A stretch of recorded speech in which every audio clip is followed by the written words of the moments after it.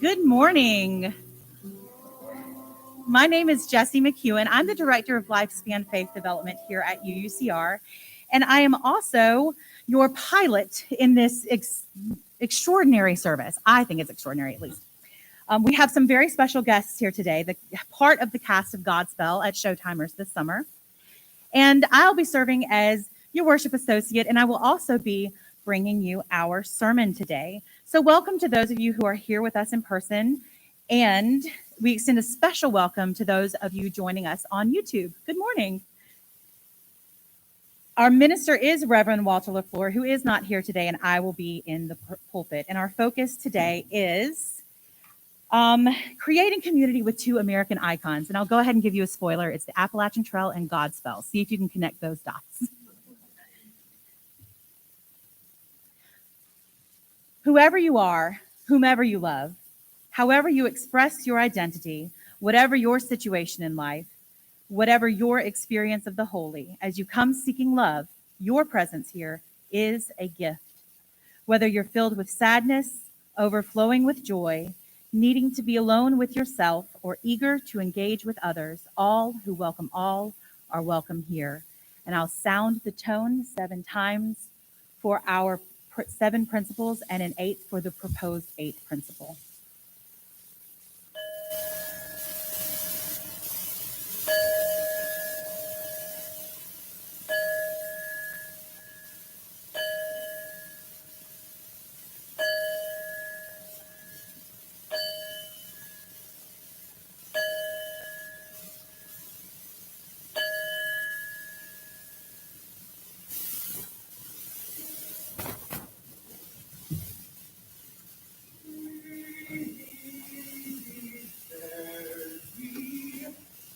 Way of the Lord.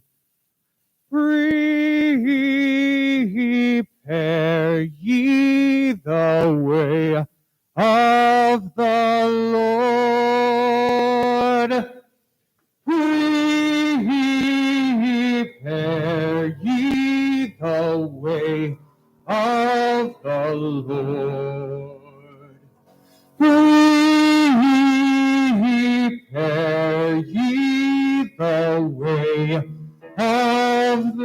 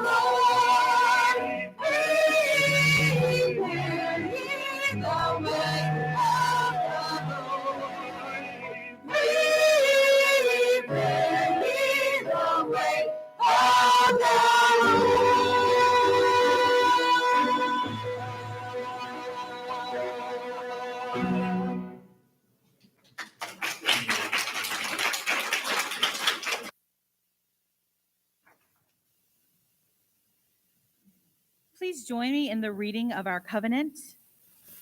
It should be on the screen, and if you need it, it's also located on the back of your order of service. We commit to supporting each other with respect and direct communication as we work in community to explore spiritual growth and to be a force for good in the world. Our first two readings are from Benton McKay. The problem of living is, at bottom, an economic one. And this alone is bad enough, even in a period of so-called normalcy. But living has been considerably complicated of late in various ways, by war, by questions of personal liberty, and by menaces of one kind or another.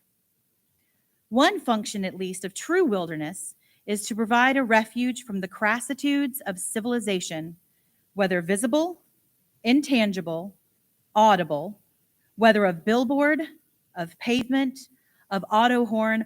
All of these are urban essences. All are negations of wilderness. Our next reading comes from the very first person to sing that song, Prepare Ye the Way, Stephen Reinhardt, the originator of the role of Judas and John the Baptist in Godspell. The Woodstock Festival of 1969 was a happening, something that occurs when a creative work and its audience arrive on the scene in conscious harmony. Godspell was such. For Woodstock, no one who organized it or performed there realized the defining role they were playing, nor did we with Godspell. To this day, I meet people who, discovering Gilmer's and my role in its creation, go wide-eyed, for either they had a life-changing experience as an audience member, or they performed in it. This happening will outlive us. It will go on transforming the ordinary into the extraordinary, the mundane into the meaningful for generations to come.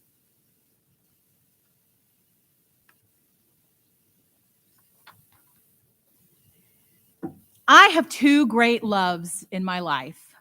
Three, if you count my cat. But my two longest loves have always been wandering in the woods and the shared experience of good theater. You cannot live in Roanoke, Virginia without knowing a thing or two about the Appalachian Trail. But my introduction to the AT was on the 4th of July, 2012. My friend Joe was through hiking, and although I knew about this practice of starting in Maine or Georgia and walking to the opposite end, I hadn't really thought about it before that time.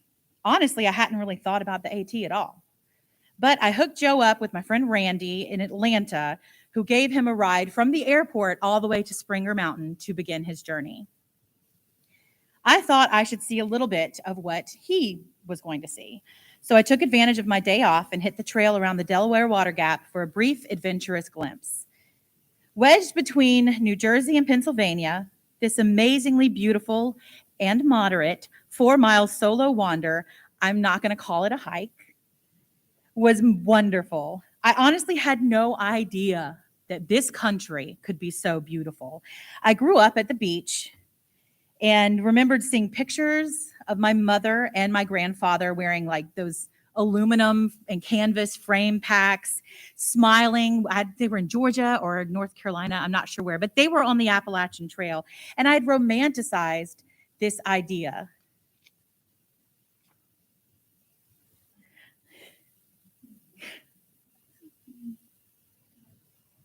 Oh, we didn't light the chalice. You can yell at me. It's fine. Thank you, Anna.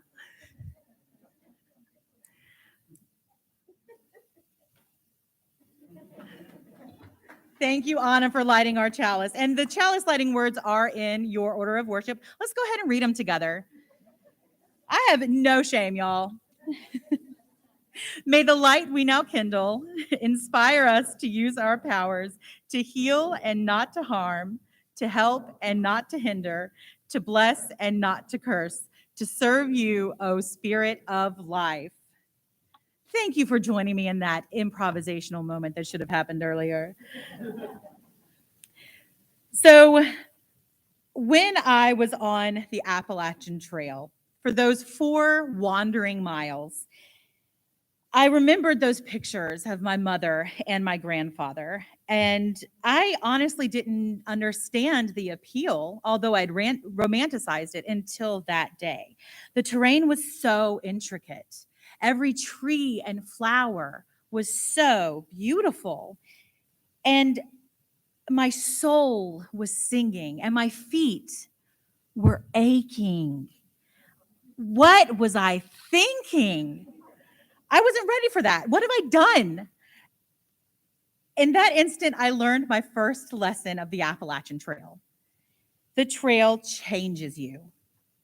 I went down to the shore of the Delaware and rested with several strangers, talking about the sun, the weather, as you usually start, and quickly began conversations about our jobs, our dreams, and our hopes as we soaked our feet in those cool waters. They spoke to me like I'd always been there. They told me stories of their past few hours or days or months on the Appalachian Trail. 2021 was the 100th anniversary of the dream of this Appalachian Trail. It kind of had a little bit of a whisper of a celebration. We were still protecting ourselves.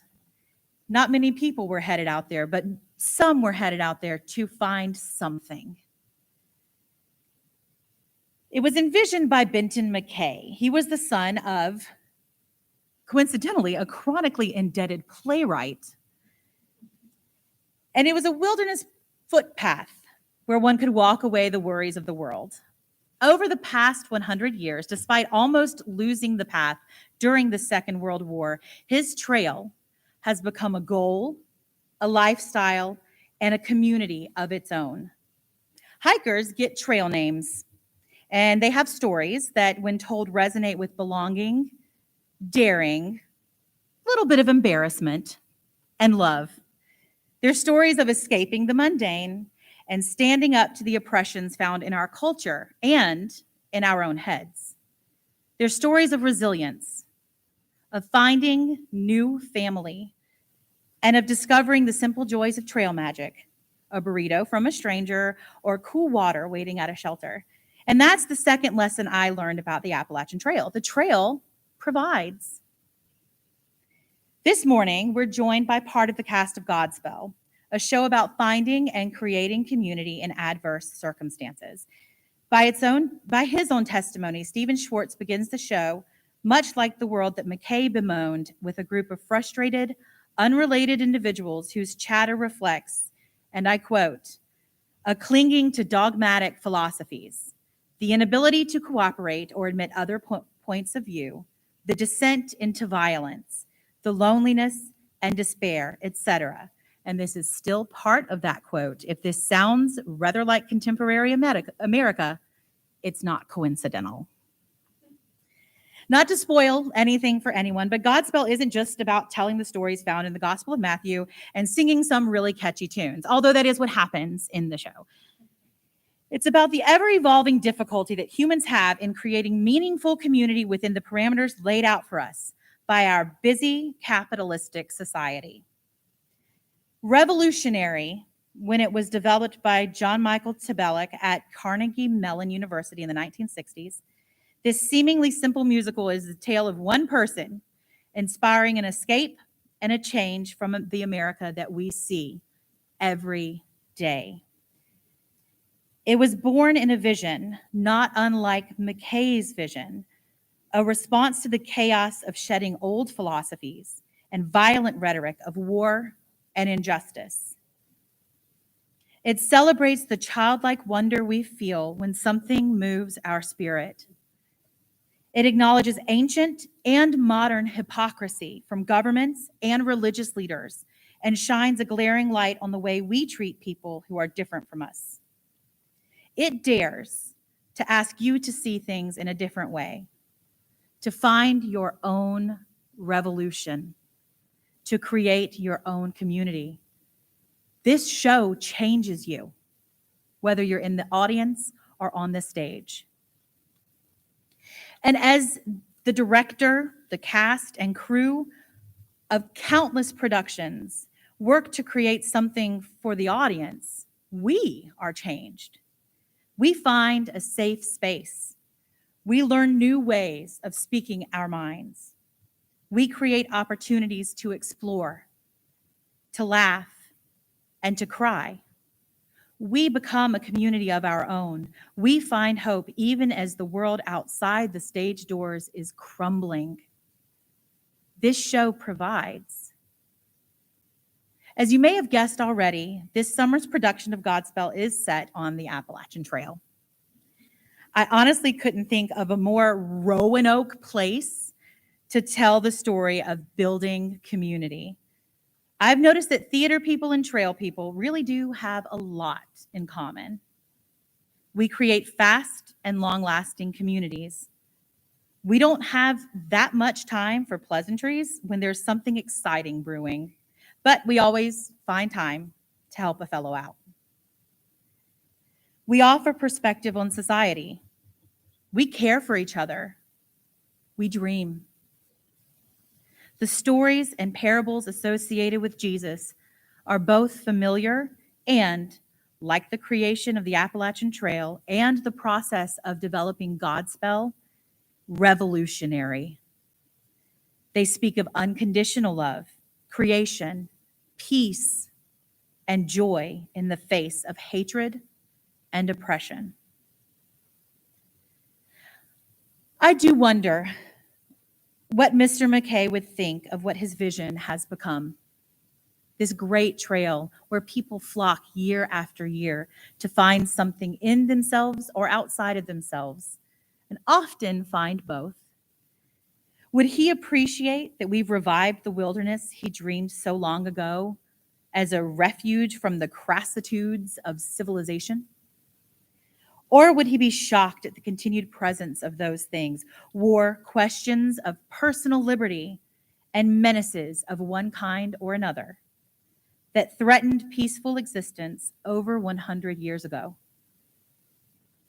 And what of Mr. Tebelik, who died at the young age of 36 in 1985, never seeing the new waves of world changers his show would inspire? Would he still encourage us to seek kindness, community, and love? Would he still want us to build a better world? Or would he give in to the critics who said his little Jesus play would never go anywhere?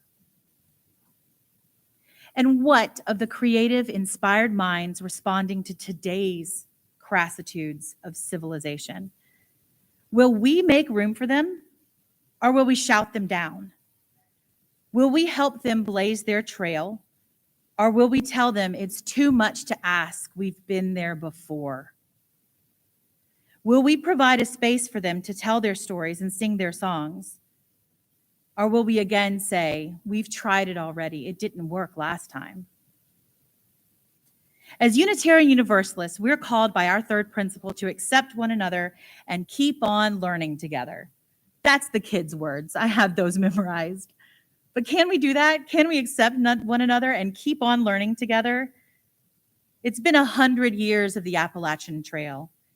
It's been quite a few since the 1970 Broadway premiere of Godspell. Our sixth principle calls us to work to create a peaceful, fair, and free world. Wouldn't it be nice if we could do that with unconditional love, radical compassion, and a taste of the wilderness that makes our souls sing?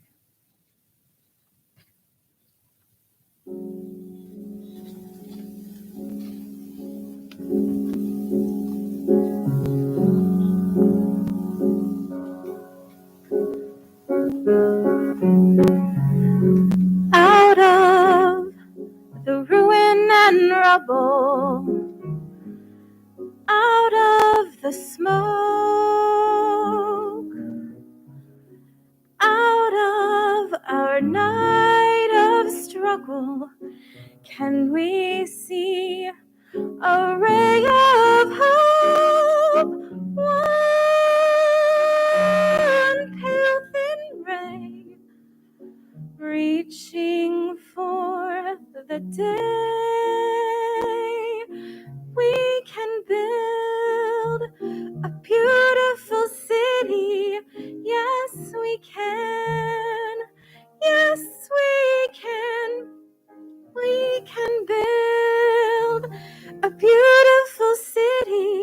not a city of angels, but we can build a city of man.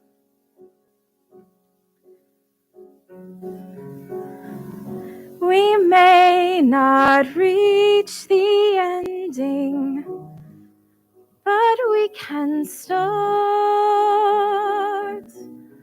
slowly but truly mending, brick by brick, heart by heart. Now, maybe now we start learning how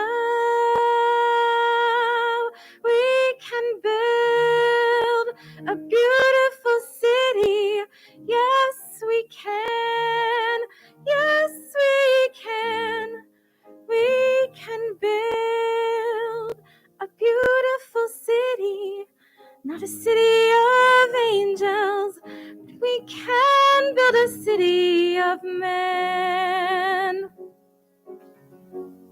When your trust is all but shattered, when your faith is all but killed, you can give up bitter and battered, or you can slowly start to build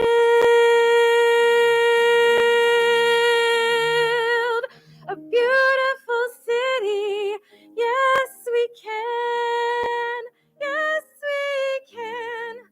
We can build a beautiful city, not a city of angels, but finally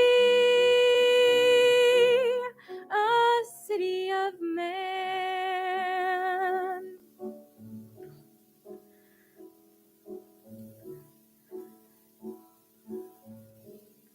A city of man.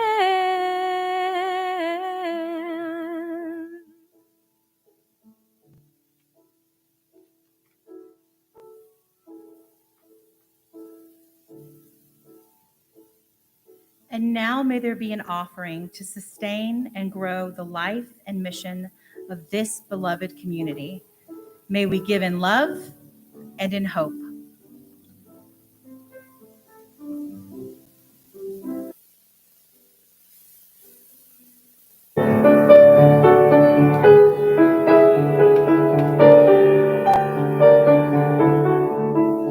We plow the field and scatter the good seed on the land, but it is fed and watered by God's almighty hand. He sends the snow in winter, the warmth to swell the grain, the breezes and the sunshine, the soft, refreshing rain. All good gifts around us are sent from heaven above. And thank the Lord, oh thank the Lord, for all his love.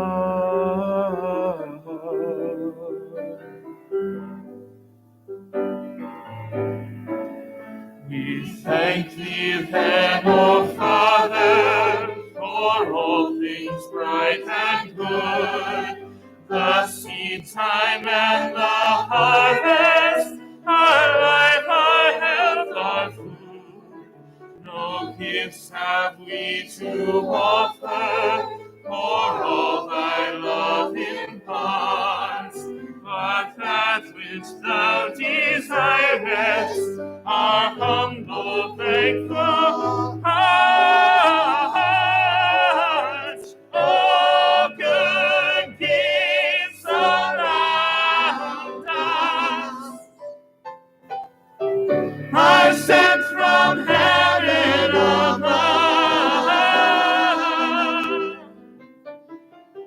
And thank the Lord, thank His love.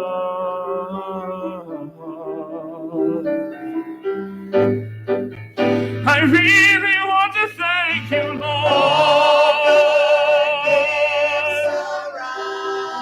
I want to thank you, Lord. Thank you for all your love. I want to thank you, Lord. Thank you for love. Thank you for thank you, Lord.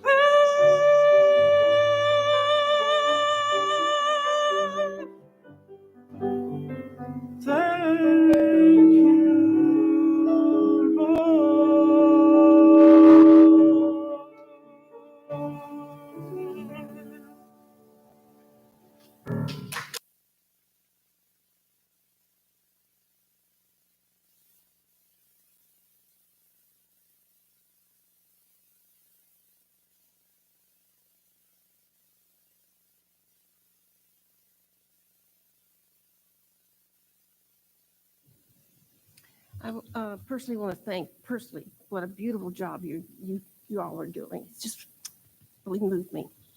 I'm Jane Harrison from the Caring Committee, and one of the jobs or one of the duties we have each Sunday is to share the joys and the concerns of this congregation. If you have a joy or a concern you wish to share, you can notify by noon on Friday to the church office. You can contact Sally Garber, the chairman of the Caring Committee, or you can write in our Lifelines book. And it gets on the altar, and we will be glad to share with you. Presently, we have no joys or concerns that we wish to share, but we do want to light a candle today for all those people that cannot be here and that we share and love in our hearts. Will you help me, Miss Jessie? I will.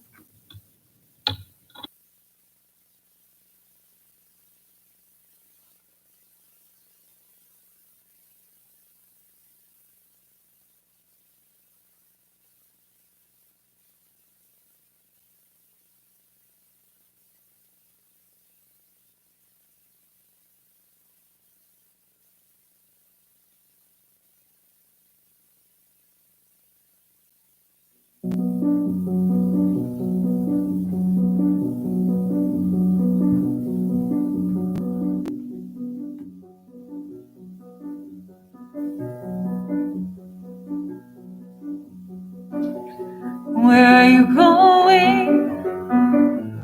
Where are you going? Can you take me with you? For my hand is cold and needs warmth. Where are you going?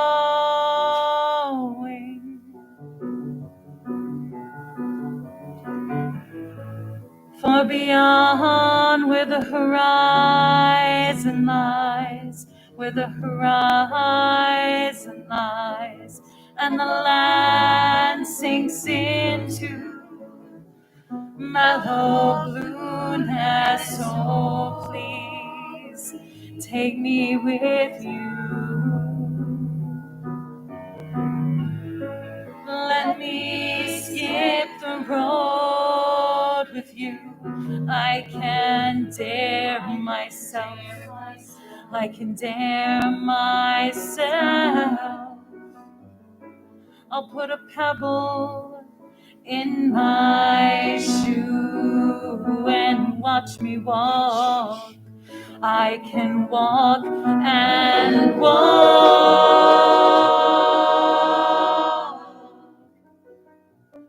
I shall call the pebble day. We will talk together about what we dare shall be carried. And when we both have had enough, I will take him from my shoes, singing, meet your new road. Then I'll take your hand, finally glad finally You glad. are here by my side.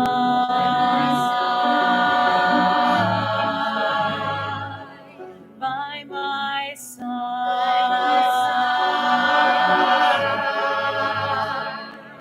By my side.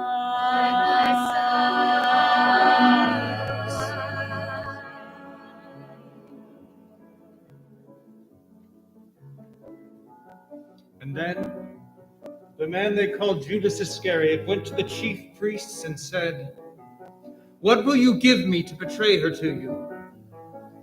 They paid him 30 pieces of silver. And from that moment, he began to look for an opportunity to betray her. By my side. By my side.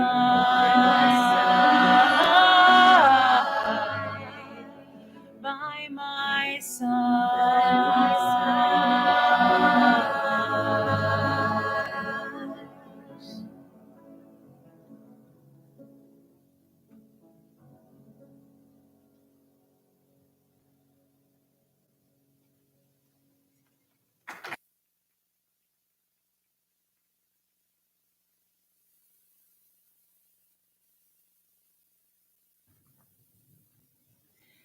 I want to thank you guys for having the cast of Godspell here today. If you would like to meet them after the service, that sounds a little weird. If you'd like to meet them, we're going to be out in the garden after the service, and they will be handing out a special gift for you guys. There are some coupons for the Thursday night performances, so snag those while you're out there, and take a minute to have a conversation with these folks who are putting a lot of hard work into not just building community and not just representing the Appalachian Trail well, but also creating a life-changing show. I have more than a few announcements. It's that time of every month when our newsletter comes out. So if you didn't get this in your email, snag one in the lobby. They're printed out there. If you'd like to start getting them in your email, you can contact the church office. It will quite obviously be closed tomorrow, but feel free to give the office a call. Samantha will get you hooked in to getting the electronic copies, or you can just plan to pick one up on the first Sunday of each month. Inside there, we have lots of different calendars. We have announcements from all our different committees. If your committee's announcement didn't make it in there, or you forgot that it needed to go in there, I've been there too. Just make sure that you contact Samantha and get that rolling for your committee or your team. Other announcements. The M&M Fall Grant application deadline is September 1st. If you're not familiar with the Missions and Ministry Fund, you can contact Lowell Inhorn on the Endowment Committee, and his information is included in the newsletter. We are also recruiting greeters. So you might notice when you come in that there are folks in the lobby ready to help you out with stuff, tell you where things are located. That's a very rewarding volunteer position. I'll be honest, you get to be the first face that folks see, and you get to meet everybody first, which for me is like really fun. So I get to pretend like I know everybody if I'm standing in the lobby. So if you'd like to volunteer, let one of the Connections team know. If you're on the Connections team, you can wave. Or you can just find a greeter, because most likely these are the people that said hello to you when you walked in this morning. Living the Questions Adult Religious Education has a July 10th through 31st summer interlude with a book called Ariadne's Thread. There's a lot more information on that from Claire English in your newsletter. And I know I keep going back to that, but if you would like more information on that, you can talk to me or to Claire. And I'm not sure if Claire is here today. If you're here, wave. That awkward stand and wave thing. Someone who has actually been practicing their awkward stand and wave is Matt Livingston. Oh, nice. It's the Uncle Sam. Matt is looking for some folks to help contribute to preparing coffee, getting it out there for after the service. We all love a good cup of coffee and conversation, but we need some volunteers to make that happen. So if that's where you feel called, Matt's the person you're going to talk to, Uncle Sam today. And you guys can figure out how to do that. Will we have coffee today after the service? Outside. And you may have noticed in our pre-service slideshow that some things have changed with our COVID protocol. Keep your ear to the ground with things like that.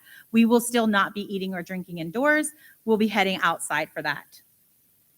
Our last announcement is that Family Promise, that great volunteer effort that we have, needs someone to take it under their wing. The folks who have managed it in the past are unable to manage it now. It's time to pass the torch to a new group of volunteers. You can contact Catherine or any member of the board to find out more information. There's Catherine. Catherine's doing the windshield wiper. Like we all have special waves, I guess. But contact Catherine, let her know that you're available. The more volunteers, the merrier. So by all means, step up and help out. It's again, a lot of these volunteer positions are quite rewarding and you get to meet new people. After the service today, we have Splash Day for our littles. So if you are little, whether you're watching from YouTube or you are here in the congregation, we will have that. And that ends our long list of announcements. Grab a newsletter on your way out if you didn't get it in your email.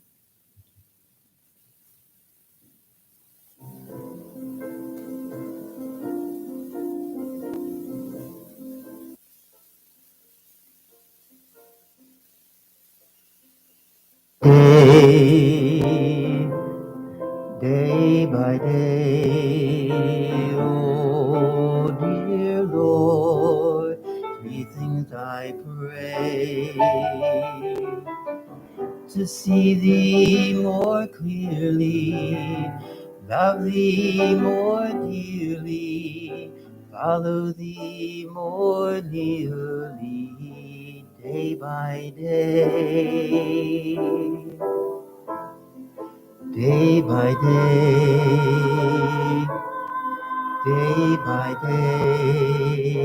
oh dear Lord, three things I pray: to see thee more clearly, love thee more dearly, follow thee more nearly, day by day. Day by day, day by day, oh dear Lord, three things I pray: to see thee more clearly, love thee more dearly, follow thee more nearly, day by day. Day by day, day by day, day by day, three things I pray: see thee more clearly, love thee more dearly, follow thee more nearly, day by day, day by day.